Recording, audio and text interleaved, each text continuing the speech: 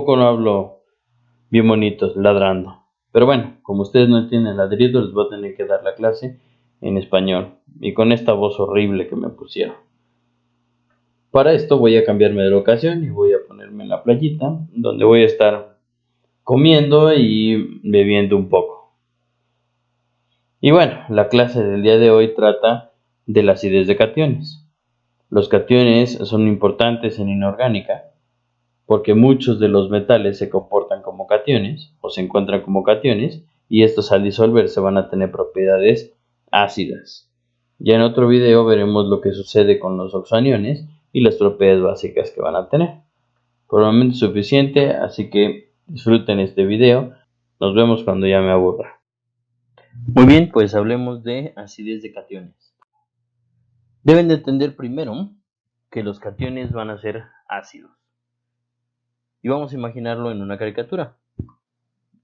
Supongan que su metal, en cuanto lo disuelven, va a rodearse de agua, porque todos los cationes se van a solvatar en cuanto uno los disuelve. Y se van a rodear de agua. Siempre, cuando uno disuelve un cation, se disocia en un anión y en un cation, y estos aniones y cationes se solvatan, es decir, se rodean de agua, y se mantienen nadando en la disolución. Entonces la primera caricatura que tiene que tener en su mente es un metal nadando en agua. Las moléculas que rodean a ese metal se les conoce como aguas de hidratación. Y esas aguas de hidratación son las que van a sufrir estos cambios a la hora que el metal tenga interacción con el oxígeno del agua. Y eso es lo que vamos a ver cuando interactúa este metal en agua. Y vamos a poder explicar por qué los cationes van a ser ácidos. Entonces un cation, donde ahí se muestra como ejemplo 6 moléculas de agua de solvatación, va a presentar la siguiente reacción. El metal es capaz de jalar lo suficientemente bien un oxígeno un oxígeno del agua, que es capaz de perder un protón.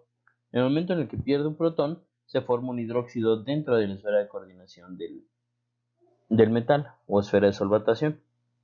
El número de aguas puede ser variable. En este caso se propone para ese metal que tenga 6 aguas de hidratación.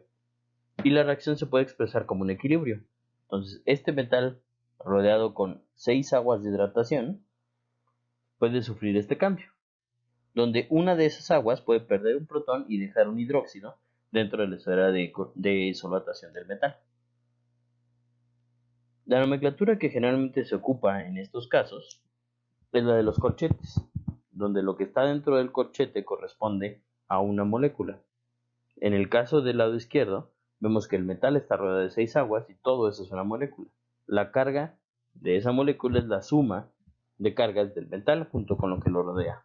Entonces, del lado izquierdo, la carga de toda esa molécula tiene que ser la carga del metal, porque las aguas no aportan ninguna carga, son neutras. Cuando esa molécula pierde un protón, entonces dentro de la esfera de solvatación aparece un hidróxido con una carga 1 menos, y la carga de la molécula tendrá que ser una menos de la que tenía inicialmente la molécula. De esa manera la reacción está completa y está balanceada. Entonces, esta es la razón por la que los metales van a tender a ser ácidos, porque pueden perder un protón por la interacción fuerte entre el metal y el hidróxido. Y eso es lo que vamos a estudiar ahorita. ¿De qué depende esa acidez de los cationes? Y va a depender de 3 cosas principalmente: de la carga que tiene el catión, de la electronegatividad del catión y también del tamaño de ese catión. Y nos vamos a imaginar la interacción de esta manera. El metal va a estar unido a una molécula de agua a través de una interacción tipo enlace. Esta interacción puede ser lo suficientemente fuerte como para considerarlo covalente coordinado, o puede ser débil como una interacción entre una molécula de agua y un metal cargado, que sería una dipolo y un dipolo. Esta interacción de aquí va a tener mayor fuerza dependiendo de la naturaleza del catión. Entonces, si este catión está muy cargado, la interacción electrostática entre la carga positiva del catión y el delta negativo del oxígeno puede ser lo suficientemente fuerte como para liberar el protón que se encuentra del lado derecho. Si se libera el protón que está del lado derecho, entonces ya habremos tenido la reacción que vimos anteriormente, donde se forma el hidróxido y se libera el H+, o los protones en la disolución. Así es como nos tenemos que imaginar la reacción. Entonces, de lo que depende la acidez de los cationes, depende de las propiedades periódicas que tenga ese metal catiónico. Y las principales, les había dicho, es carga, electronegatividad y tamaño. Y el orden o la jerarquía en la que interactúan estas son primero la carga, después la electronegatividad y al final el tamaño. Ya después les explicaré cómo es que, bueno, les podré demostrar por qué ese orden. Entonces vamos a comenzar con la carga. La carga es importante por la interacción electrostática que pueden tener el metal y el delta negativo del oxígeno. Si este es lo suficientemente fuerte, podemos ocasionar que se rompa el enlace entre el oxígeno y el oxígeno se quede con los electrones y se liberan los protones en la disolución, como se ve ahí en la diapositiva. Depende de la interacción electrostática entre el metal y el oxígeno. Por lo tanto, a mayor carga del metal, mayor será la acidez que presente ese catión. Va a ser más fácil que genere hidróxidos en la esfera de solvatación y libere estos protones. Entre mayor sea el porcentaje de protones liberados, mayor va a ser la acidez. En segundo lugar es la electronegatividad. Recuerden, electronegatividad se va a definir como la capacidad que tienen los átomos para atraer electrones hacia sí. Entonces, si el metal es lo suficientemente electronegativo, va a formar una interacción buena con el oxígeno. Va a atraer los electrones mejor hacia sí y va a formar ese enlace oxígeno-metal de manera más importante, logrando liberar los protones en la disolución. Entonces, entre mejor sea la interacción metal-oxígeno, más protones se van a liberar y podemos decir que a mayor electronegatividad del metal, mayor va a ser la acidez de ese catión. Y por último, vamos a analizar el tamaño. Entonces, entre más cerca se encuentren la carga positiva y la negativa, como interacciones electrostáticas, mayor va a ser la fuerza que van a sentir. Es decir, siguiendo la ley de Coulomb, a menor radio, mayor va a ser la fuerza. Si nosotros hacemos más pequeñito el catión, entonces la interacción entre oxígeno y metal va a ser más fuerte y va a ser más fácil que libere los protones. Entonces, a menor radio iónico, mayor va a ser la acidez. Muy bien, entonces este orden que les propongo, primero carga, después electronegatividad y después tamaño, se puede demostrar si ustedes logran cuantificar la capacidad de acidez de este catión. Y para cuantificarla necesitamos obtener el pKa de cada uno de los cationes. Esto lo podemos hacer si conociéramos el pKa en tablas de cada uno de los cationes presentes. Lo malo es de que no se puede. Lo que tenemos son constantes de formación de los hidróxidos. Sin embargo, nosotros podemos hacer uso del álgebra y de la ley de Hess para, a partir de esas constantes de formación, obtener unas constantes de acidez. Entonces, como ejemplo, vamos a tomar al catión hierro 3+, vamos a buscar en tablas cuál es su constante de formación y a partir de la constante de formación, constante de disociación, vamos a poder obtener la constante de acidez. Entonces, lo que se encuentra en tablas son estas reacciones. La reacción de hierro 3+ con un hidróxido para la formación del hidróxido, el monohidróxido de hierro 3+. Y en las tablas de complejación con complejos para la interacción con hidróxidos, van a encontrar esos logaritmos de beta 1. Beta 1 y constante de formación 1 van a ser la misma.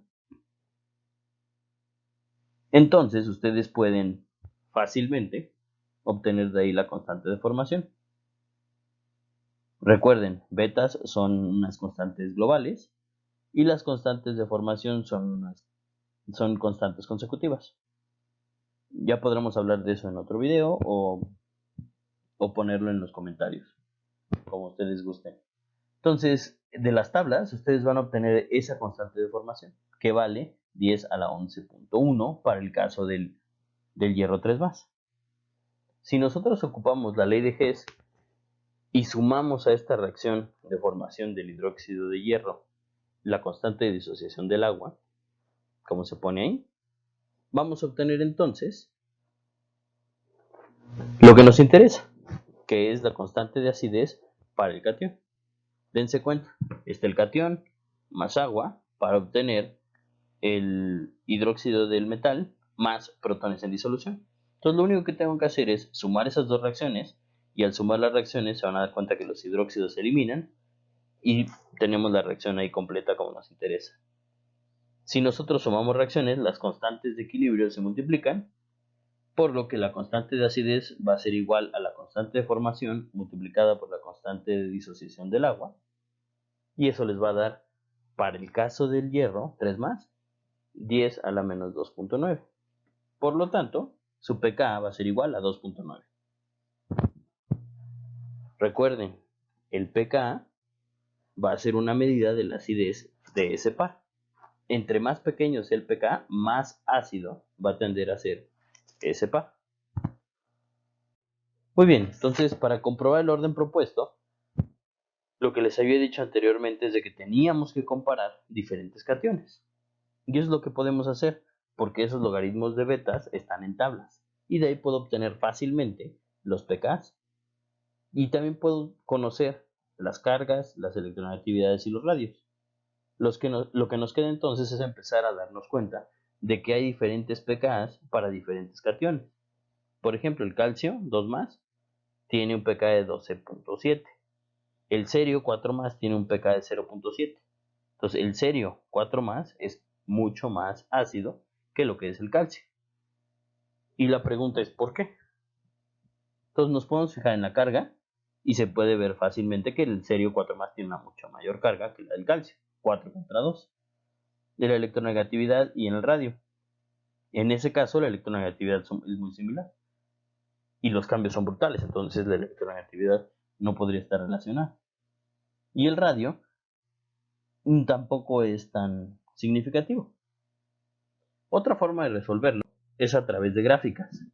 Entonces, si tomo 36 pKs obtenidos de tablas y los empiezo a graficar con respecto a estas propiedades, pK contra electronegatividad, pK contra rayo iónico, pK contra carga, voy a obtener esta especie de gráfica. Vamos a comenzar con la de pK contra carga.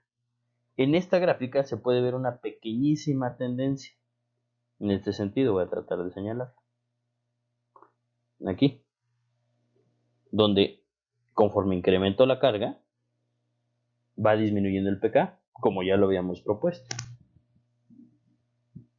Entonces parece que la carga puede ser un muy buen descriptor. Ahora vamos a ver cómo se puede ver esa gráfica, ese gráfico pK contra electronegatividad. Dense cuenta que se ven puntos muy dispersos. La electronegatividad no puede ser un buen descriptor único para saber cuándo se tiene un catión ácido y cuándo no. Lo que habíamos visto anteriormente era que a mayor electronegatividad tenía que volverse más ácida. Entonces la interacción tendría que ser en ese sentido. En la gráfica los puntos están muy dispersos y no podemos llegar a esa conclusión. ¿Qué pasa con el radio iónico? Pues en el radio iónico se ve algo muy similar. En el radio iónico, si queremos ver la tendencia, que tendría que ser así, conforme incremento el radio tiene que ser menos ácido, tendría que ser así. No se distingue adecuadamente. Igual los puntos están muy dispersos, por lo que podemos concluir hasta aquí que el mejor descriptor es la carga. Entonces, si el mejor descriptor es la carga, esta gráfica es la que mejor nos va a funcionar. Sin embargo, deben de detenerse tantito, porque esto es una generalidad. No, ustedes no pueden tomar simplemente la carga y decir, vale, va a ser la mejor forma en la que yo voy a poder describir un catión. Dense cuenta que incluso hay algunos compuestos que se salen de la tendencia. Por ejemplo, Aquí tenemos los de carga 1 más con respecto al pK. Aquí se ve claramente un grupo, este grupo de aquí. Y hay un compuesto, bueno, el mercurio 1 más, que se sale de la tendencia. Recuerden, esta tendencia va a ser general, no va a cumplirse el 100% de las veces. Entonces, si ustedes toman de manera general los cationes, van a ver esta tendencia.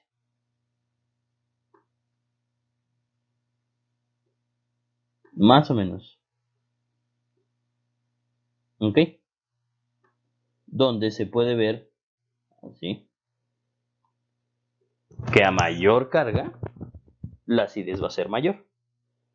Y también tienen que tomar en cuenta que hay algunos casos, como lo es el mercurio, el estaño, el lantano, cerio, indio 3 más. Acá están el torio, el uranio, que tienen unas características adicionales que hacen que se salgan de la tendencia. Entonces, ese tipo de características se van a ver involucradas cuando ustedes estudien de manera más específica todos los cationes. A lo que voy es, el mejor descriptor es la carga, sí es cierto, a mayor carga va a ser más ácido, pero no tienen que descartar esas pequeñas posibilidades o esos pormenores que pueden hacer que un catión como el estaño pueda ser más ácido que uno carga 3 más. Por ejemplo, el estaño 2 más tiende a ser más ácido que el lantano 3 más. Pero estamos ahí ante una situación donde el estaño se sale de la tendencia y el lantano se sale de la tendencia.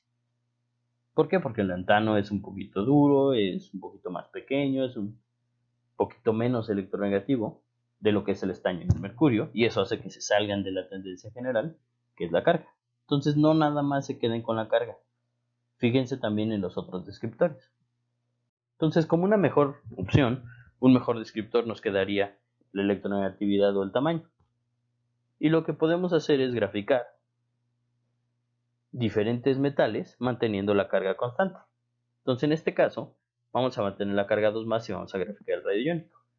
Se pueden dar cuenta que no se observa una tendencia y que tenemos problemas con estos cationes. Por ejemplo, el plomo, el calcio, el bario, estos 3 cationes tienen el mismo radio más o menos, alrededor de 1.3 o 1.35, pero presentan pKs muy diferentes, así que el radio no es el mejor descriptor para mantener, ya que tenemos la carga constante. Sin embargo, cuando lo hacemos con la electronegatividad para los mismos metales, podemos observar ahora sí una tendencia, y esta sí se ve muy marcada y muy bonita, donde a mayor electronegatividad vamos a tener mayor acidez. Así de sencillo, la curva se ve muy clara y podemos decir entonces que el mejor descriptor o el segundo mejor descriptor va a ser la electronegatividad. Y entonces, ¿qué pasa con el radio iónico? El radio iónico sí tiene un efecto y para probarlo vamos a mantener ahora la carga constante en 2 y la electronegatividad. Y vamos a graficar diferentes cationes que mantengan esta posibilidad. No son fáciles de identificar ni de conseguir, pero hay 4 que sí presentan eso. El cobre, el cobalto, el níquel y el hierro 2 más tienen electronegatividades similares y todos tienen carga 2 más. Y se puede ver muy fácil en esta gráfica cómo la tendencia va en crecimiento. A mayor radio iónico, menor va a ser su acidez. Entonces el cobre, que tiene un radio más pequeño, va a ser más ácido que el hierro 2 más, que tiene un radio más grande. Y bueno, ya con eso podemos nosotros concluir o podemos empezar a hacer predicciones con respecto a la acidez de los cationes. Primero fíjense en la carga, después en la electronegatividad, después en el radio. Y se pueden dar una idea muy general de cómo va a ser su cation, si va a ser más o menos ácido en comparación con otros. Y así ya pueden incluso hasta predecir algunas reacciones y saber cuándo o con quién se va a quedar un protón o un ligante, dependiendo del metal con el que estén tratando. Y bueno, finalmente vamos a resolver de manera analítica cómo obtener el pH de una disolución. Claro, cuando se le disuelve un catión, estamos hablando de acidez de cationes. Y vamos a utilizar unos 6 sencillos pasos para calcular el pH de una disolución cuando uno disuelve un catión. El primero es considerar que la sal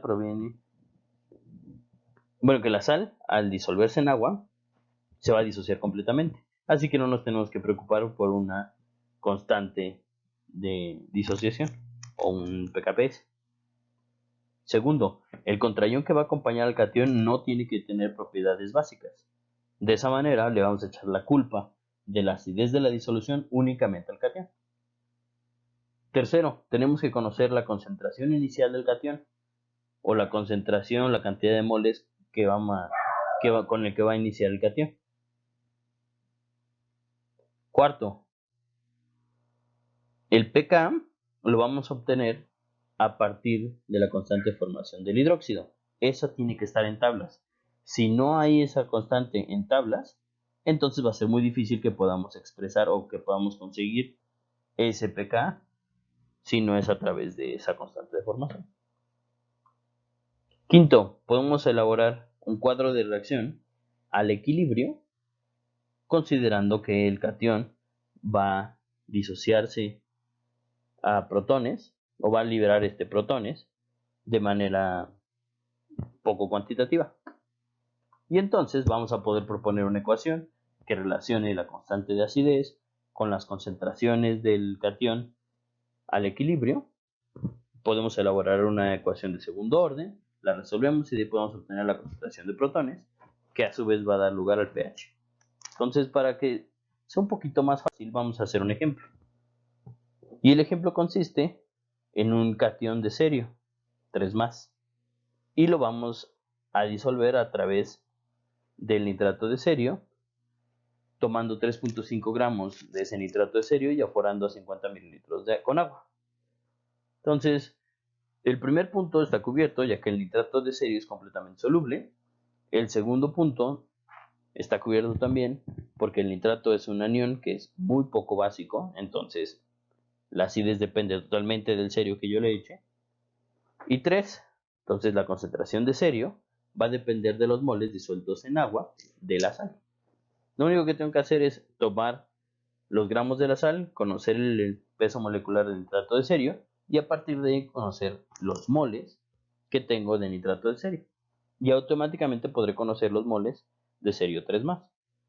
Si están disueltos en 50 mililitros, pues conozco ya la concentración inicial de cerio 3+, que corresponde a 0.2147 mol sobre litro. ¿Qué sigue? Ahora hay que obtener la constante de equilibrio a partir de la constante de formación del hidróxido. Entonces, si reviso tablas, voy a encontrar que la constante de formación es igual a 10 a la 5, y lo que van a ver en tablas es que el logaritmo de beta es igual a 5.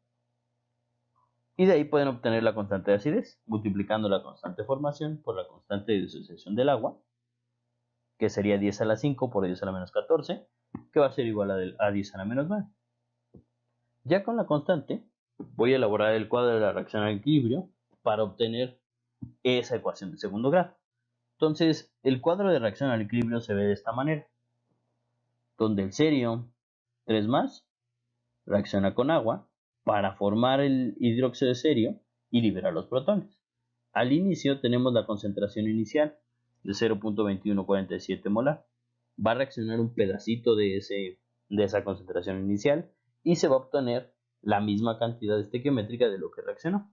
Entonces, al equilibrio, vamos a obtener una concentración de cerio 3+ de 0.2147 menos X, X para el hidróxido de cerio y X para los protones. Con estas concentraciones al equilibrio, puedo relacionarlas con la constante de acidez a través de la expresión de la constante de equilibrio, que es esta de acá. Entonces, la constante de equilibrio, 10 a la menos 9, va a ser igual al producto de las concentraciones de los productos, es decir, de protones y del hidróxido de cerio, entre la concentración de reactivos. De esa manera puedo tratar esa ecuación y expresarla como una ecuación de segundo orden, donde En esa ecuación A va a ser igual a 1, B va a ser igual a 10 a la menos 9 y C va a ser igual a menos 0.2147 por 10 a la menos 9. Resuelven ustedes la ecuación de segundo grado y van a obtener dos resultados. De esos dos resultados, uno les es útil y el otro no. X2 no es coherente. Por lo tanto, X1 es el resultado que buscamos. Si conozco cuánto vale X, entonces ya sé automáticamente cuánto vale la concentración de protones al equilibrio. Y esa es 1.465 por 10 a la menos 5. Y ya, finalmente, lo que tengo que hacer con esa concentración es obtener el menos logaritmo para conocer entonces el pH. Entonces el pH de esa disolución es 4.83. Entonces, finalmente, ustedes pueden conocer cuál es la acidez de una disolución a partir de lo que ya se conoce de tablas y lo que ustedes ya tienen que saber de equilibrios en disolución. Vale. Y bueno, eso es todo lo que ustedes tienen que saber de acidez de cationes, al menos desde el punto de vista inorgánico, y espero que ya sean capaces de predecir algunas reacciones. Por último, les dejo ahí el anuncio y próximamente tendrá un video que hable de la basicidad de los oxoaniones, con un enfoque muy similar al que vimos ahorita con los cationes.